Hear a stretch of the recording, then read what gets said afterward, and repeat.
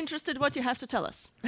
Thank you very much, Natalia. Great to be here, and thanks a lot to the previous speakers. Thanks for not putting pressure on me. Are you having a great time here? Wow, wow, okay. That's great. Also, during my times in Ascaben, this question did make some different roar, but I'll work on that. So, perhaps before starting going into the details, a little bit of introduction, because I'm part of QUTAC, so we already heard, if you have been there from the beginning, a little bit about QUTAC. So what are we? We are a group of German companies who really want to bring, or are actively working to bring quantum computing to industrial application. And we also heard a little bit about the challenges. We are still in a pre-competitive environment, unfortunately, I would say. So it's still a few years until quantum computing will gain industrial traction. But we can join forces here in order to really work on that. And how are we structured? So we have several working groups. Let me just check. Is this also? Oh, wow. We have working groups which work on the algorithm side. So we already heard a lot of that. And I myself currently the speaker of the so-called quantum systems group, where we rather look at the hardware and the software performance. So our task, and of course I'm not doing the work alone, and we have here also colleagues from this working group here in the audience. What we want to do is provide solutions which are relevant to the other more algorithm-centric working groups. And our current focus, here we go, is on the hardware side. So we want to assess what is the current performance of the hardware, what to expect for the near future, for the mid-future, and to get a feeling there, which platforms are more relevant, perhaps, which platforms to watch out for the future. And what are the guiding questions? I think this is natural to any application company and probably to everybody here. So what are the applications which benefit most and will benefit soon from quantum computing? Is it the chemical simulations, which we already heard? Is it optimization in logistics and transportation, or might it be some portfolio optimization? That's, of course, would be very, very interesting if you would know what's there, the future. And then, of course, the second question, that's what I will focus here in the talk, is which platforms are there, the best suited ones, which will have perhaps the best scaling opportunities in the future? Is it photons? Is it semiconductors, superconductors, ions, atoms? So many out there. So to get a real feeling and to look beyond the advertisement which we hear so often. And perhaps a little bit of a recap to last year. There has been Clemens Ucik presented here an effort estimation. I think it might be a bit outdated now. We will probably see a lot of publications on that. But in this drug discovery cycle, it's 3 buttons, and it's so difficult to hit the right button. Okay, in the drug discovery cycle, we have this. It's a very long and very costly endeavor.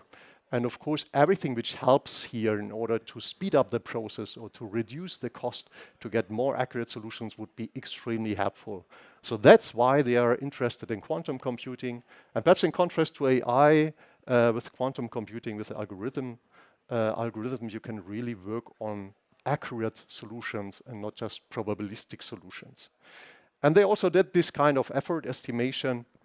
So for this kind of simulations, roughly 1,000, 1,500 logical qubits, depending on the errors or error correction, this translates to a lot of physical qubits and also a lot of gate operations.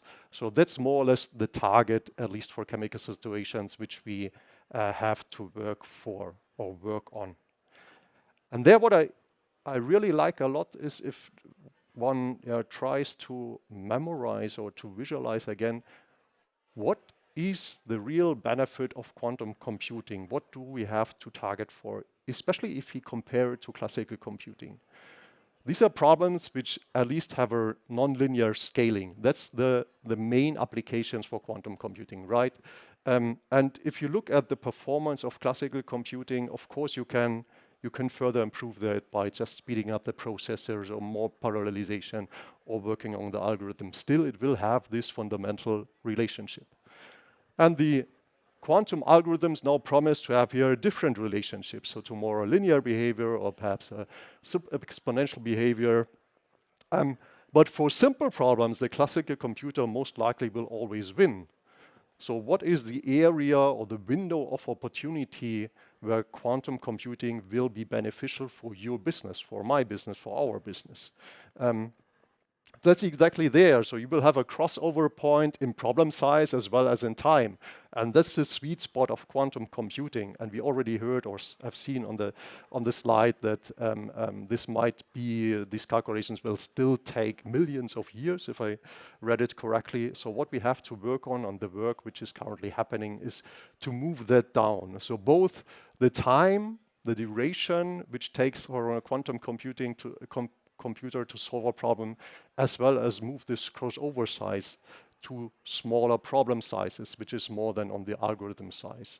So that to have in mind, that's the big target which everybody is working for in this quantum community. So how do we approach now the assessment of the performance of a quantum computer? I try to build on the previous presentations. There are already a lot of benchmarks out there. So to name a few of them: quantum volume, Q-score, QUTAC, even QUAC. The big problem which we see there, and it's not a problem, but what we want to see is the assessment of the future. And here, these current benchmarks, in our opinion, are not yet very helpful. Typically, you see roadmaps which address either a number of qubits or number of operations. So in order to assess the future, and we still need to wait a bit until it becomes reality or at least industrial relevant, we have to look at low-level parameters. And that's what we are currently doing. So we are addressing here platform by platform, looking at the low-level properties. And I think you heard this in the previous presentations as well. Quantum computing performance is more than just the number of qubits. That's important in order to address the problem size or how large the problem which you can address is. But there's much more in order to really have a benefit in the application, in the business. So it's also about problem complexity. So what is the qubit quality, fidelities? What is the depth of the circuit which you can really implement on the quantum computer? And of course also speed. Coming back to the slide where you have this crossover point in time. So if the quantum computer is giving great solutions, but it takes years in order to calculate that, it doesn't help you for your application. And just, if I may, also showing a roadmap of IBM, which we have seen in the talk from Heike. That's also reflected here, so that it's going beyond the number of qubits, right? So you're looking at the number of calculations which you can do, the quality of the calculation, also the speed. So that's what we are seeing here also in the community. It's not anymore just the number of qubits, it's much more parameters which are relevant, which decide whether it's really making a benefit or not. Coming back to the platforms which we have. So I think I already mentioned a few of them. We have ions, neutral atoms, superconductors, photons, semiconductors, even NVs, so defects in diamonds, and even more exotic ones, I would say.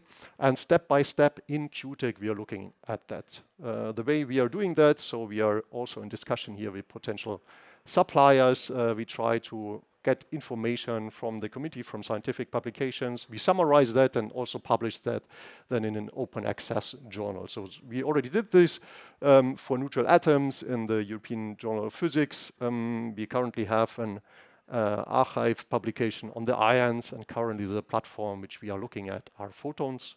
And so step by step, we are going to move forward. And now looking at a few of these low-level parameters, and not focusing so much on the number of qubits, neither on the lifetime of the qubits, but on two other parameters. So here I just chose, that's now a personal choice, for 4 of the platforms. The error rates, so determining the quality of the operation as well as the speed which it takes in order to do a 2-qubit operation. I just took this from scientific publications, so there might be newer ones, there might be slight updates. But what we see for ions, which is one of the leading platforms, definitely, they're extremely good. Again, the wrong one. They're extremely good in error rates, so it's 1 to the 10 to the power of -6 for the single qubit operation and to the -4 of the 2-qubit operation. But as I've already shown here, if we compare it to other platforms, a challenge here is the operation speed for the 2-qubit operation. There are ideas how to speed this up, but it's a compromise which you have to do. If you compare the atoms, you see error rates which are a bit worse, whereas they have an approach with this Rydberg interaction where they can do much faster operations. Now let's look at additional platforms, the superconductors. We have heard a lot of that already. They're extremely fast here, and they have, I would say, something in between error rates, 1 to the -4, 1 to the -3. And I also want to show the semiconductors here because I think they have a huge potential in the future. Up to now, they haven't demonstrated large qubit numbers, but from this, of course, a very specific selection of parameters, but here they're quite comparable, they're quite fast, they have reasonable error rates, and from that point of view, could also bring interesting touch to the field of quantum computing. However, if we compare the error rates to the typical error rates which you have in classical computing, and I just looked at some publications for classical DRAM or MRAM, for example, typically what you target there for access, also write or read errors, is 10 to the -9. So it's still orders of magnitudes worse in this kind of simple operations than what you have in classical computing. In addition, in classical computing, you have a very simple way of error correction. And here it's just on the onset, which we are currently experiencing. So I think this demonstrates that there's still quite some time to go. And especially with the onset of error correction, I think there it becomes quite feasible or interesting to look then at real applications. And that's what I try to summarize here. So error rates are still orders of magnitude above classical memory. Speed, however, so at these nanoseconds, is quite similar, what you also see there in the classical computing. So speed, at least for some platforms, is quite interesting. Nevertheless, if you have to repeat an algorithm many, many times in order to bring the error down, you also lose on that side. What I also tried, I hope that I could convince you of, that there is not a single platform yet which excels in all parameters. So there are still, you always have to look at the whole bundle of parameters. There are platforms which excel in one, for example, in error rates, but then on speed they have to compromise.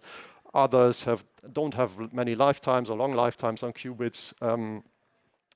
So it's still reasonable, in my opinion, to fund their several platforms in parallel. So perhaps this is a message to the government if they're present here. And to watch out for potential rising stars in the future. So will it be the currently leading platforms or will it be some new platforms? This will be the very interesting question to answer, and we will closely watch. And then, of course, also a little bit of advertisement for the own company. Surprising. So in QUTAC, I already said, so we are really looking at the application, but also, of course, on the hardware performance. And from Infineon, we are also actively engaged in quantum computing, not on the application side only, but also on the supplier side. So we are actively developing components in 3 different technological platforms: superconductor, ions, and semiconductors, and in semiconductors closely collaborating with ARCE. So in case you have some specific questions on these platforms, Markus Beckers is here, who could give you some answers. But also what we heard from Telecom, I think very important as one of the big potential effects of quantum computers is to break standard encryption schemes to prepare here, to implement here. Others, post-quantum cryptography, I think, is currently heavily rolled out in the whole community. And that's also what we're doing. So we have accelerators in our components already, which help there to run these algorithms quite efficiently. So thank you very much for your attention. It has been a pleasure, and I'm open for questions.